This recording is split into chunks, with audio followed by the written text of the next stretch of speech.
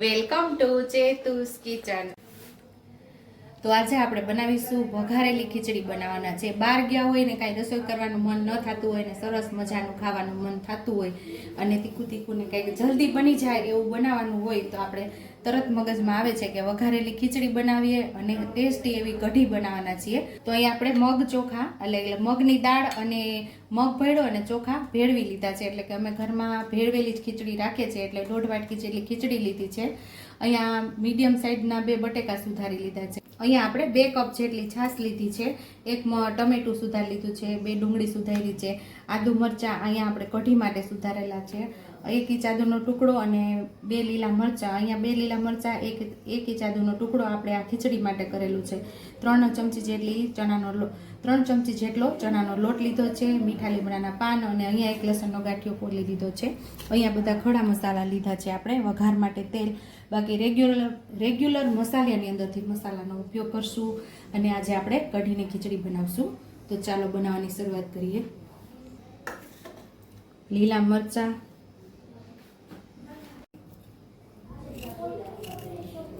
આદુની કટકી અને લસણ ને બધું આપણે ખાંડી લેવાનું છે।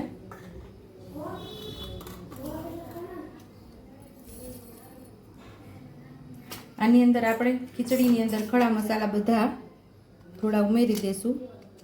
2 લવિંગ ઉમેરશું, 1 તજનો ટુકડો ઉમેરશું અને સરસ આપણે ખાંડી લેવાનું છે। ઓહો, આદુ મરચાં અને લસણને સરસ આપણે દરદરી પેસ્ટ તૈયાર કરી લીધી છે। હવે આપણે ખીચડીનો વઘાર કરી લઈશું। તો અહીંયા 2 નાના ચમચા જેટલું તેલ ઉમેરેલું છે, તેલને આપણે સરસ ગરમ થવા દેવાનું છે। તો અહીંયા આપણે તજ લવિંગને 1 ચકરી ફૂલ ઉમેરી અને વઘારમાં ઉમેરી દઈશું ખડા મસાલા બધા। અહીંયા આપણે 2 મીડિયમ સાઇઝની જે ડુંગળી સુધારે એને આપણે વઘારમાં ઉમેરી દઈશું। લાંબી આપણે ચોપ કરેલી છે, એટલે કે લાંબી સુધારેલી છે, તમે ઝીણી પણ સુધારી શકો છો।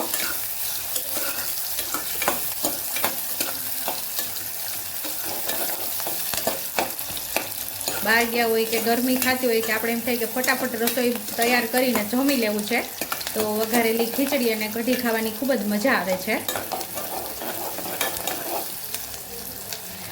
સરસ એવી ડુંગળીને આપણે સાતળી લેવાની છે, લાઇટ પિંક કલર થાય ત્યાં સુધી, એટલે કે આછો ગુલાબી કલર આવે ત્યાં સુધી આપણે એને સાતળવાની છે।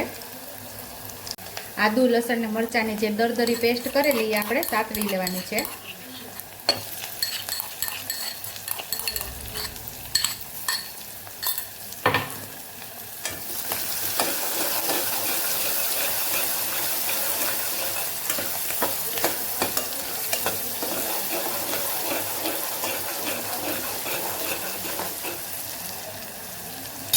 અહીં આપણે ટમેટાને પણ ઉમેરી દઈશું।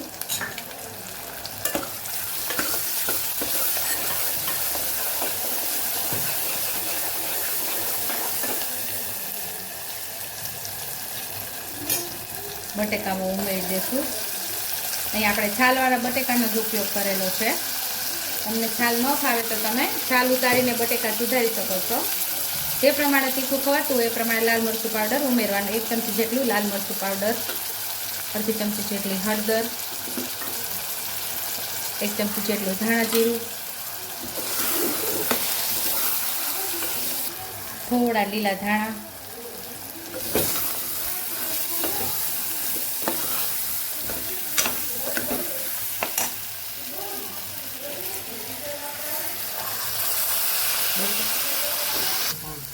આમાં આપણે મીઠું નાખી દીધું છે, કારણ કે ખીચડી ઉમેરીને ડાયરેક્ટ મેં મીઠું ઉમેરેલું હતું અને વિડીયો બંધ હતો એટલે કદાચ ન આવ્યું હોય, પણ મીઠું મેં અહીંયા ઉમેરી દીધું છે અને સરસ મસાલા સાથે આપણે ખીચડીને સાતળી લેવાની છે।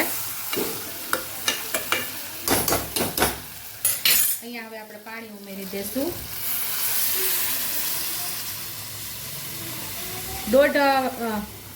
1.5 વાટકી જેટલી આપણી ખીચડી છે અને 4 વાટકી જેટલું આપણે પાણી ઉમેરેલું છે। જે માપથી ખીચડીનો માપ કરેલો એ જ વાટકીથી 4 વાટકી પાણી ઉમેરી દીધું છે અને અહીંયા 3 થી 4 સીટી આપણે લઈ લેશું।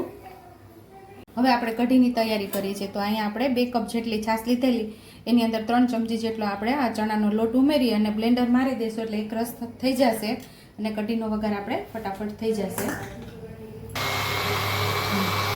અહીંયા આપણે 2 ચમચી જેટલું તેલ ઉમેરશું.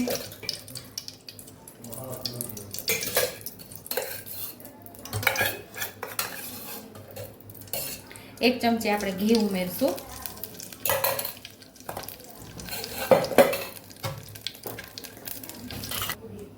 પહેલા આપણે તજ અને લવિંગ ઉમેરી દઈશું. ચપટી જેટલી મેથી ઉમેરશું. 2 સૂકા મરચાં, 1 તમાલપત્ર, 1 ચમચી જેટલું આપણે જીરું ઉમેરશું. 1 ચમચી જેટલી આપણે રાઈ ઉમેરશું. આદુ અને મરચાં, એટલે આદુને આપણે જેની આદુની ખમણીમાં આપણે ખમણી લીધું છે સૂકા મીઠા લીમડાના પાન ઉમેરી દઈશું. અને જે આપણે બેટર બનાવીને તૈયાર કરેલું એ આપણે અહીંયા હવે ઉમેરી દેવાનું છે.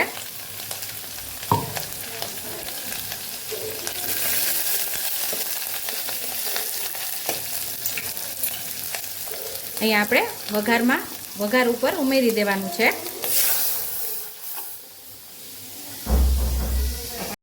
સાઈડ ઉપર આપણી ખીચડી પણ તૈયાર થાય છે અને આ બાજુ આપણી કઢી પણ તૈયાર થાય છે.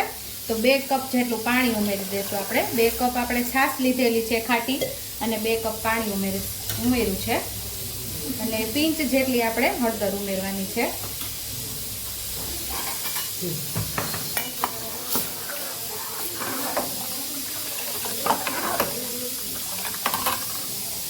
સ્વાદ મુજબ આપણે મીઠું ઉમેરશું.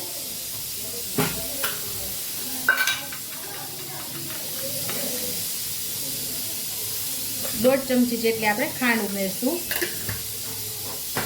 સરસ આપણે કઢીને ઉકળવા દેવાની છે. ભૂકી પડે ત્યાં સુધી ઉકળવા દેવાની છે. આપણી ચેનલ ઉપર તમને કઢીની પણ ઘણીવાર રેસીપી અપલોડ કરેલી છે, તો તમને એ ઘણી વેરાયટીની કઢી પણ આપણી ચેનલ ઉપર તમને મળી જશે. લસણની કઢી કરેલી છે, મરચાંની કઢી છે, પછી ડુંગળીની કઢી છે. કઢીની વેરાયટી ઘણી બધી છે, આપણી ચેનલ ઉપર તમને મળી જશે. અહીંયા આપણે ધૂપકી પડે એવી કઢી એકદમ મસ્ત એવી ઉકળી ગઈ છે, સરસ, અને એકદમ મસ્ત એવી ઘટ પણ થઈ ગઈ છે. તો કઢી પણ તૈયાર છે. તો હવે કઢી અને ખીચડી તૈયાર છે અને કુકરમાં 4 સીટી પણ થઈ ગઈ છે. તો કુકર ખુલી જાય એટલે આપણે એને સર્વ કરી લેશું. અહીં આપણી ખીચડી તૈયાર છે, મસ્ત એવી પાકી ગઈ છે. તો સર્વિંગ પ્લેટમાં હવે આપણે સર્વ કરી લઈશું. તો વઘારેલી ખીચડી અને કઢી તૈયાર છે. ખાવાની ખૂબ જ મજા આવે તેવું તમે એકવાર ટ્રાય કરજો. મને કમેન્ટ બોક્સમાં કમેન્ટ પણ કરજો. જો તમને મારી રેસીપી પસંદ આવી હોય તો મારી રેસીપીને લાઈક કરજો, શેર કરજો, સબસ્ક્રાઈબ કરજો, બેલ આઇકોનને દબાવતા ભૂલતા નહીં, અને કમેન્ટ બોક્સમાં કમેન્ટ કરજો કે મારી રેસીપી કેવી લાગી. તો આવજો.